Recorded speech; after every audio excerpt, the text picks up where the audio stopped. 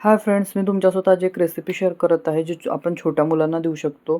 तर मी इथे आज टोमॅटो राईस बनवत आहे. ते बघू शकता मी कुकर घेतला आहे. त्यामध्ये मी थोडंसं तेल टाकलं, त्याच्यानंतर कांदा, कढीपत्ता आणि बारीक कट केलेलं टोमॅटो, त्यासोबत गाजर आणि थोडंसं मटर असं टाकलेलं आहे. त्याला छान तेलावर परतून घेतलेलं आहे, तुम्ही बघू शकता इथे. आणि हा जो राईस आहे ना, हा आपण पण खाऊ शकतो. मोठे खूप छान लागते.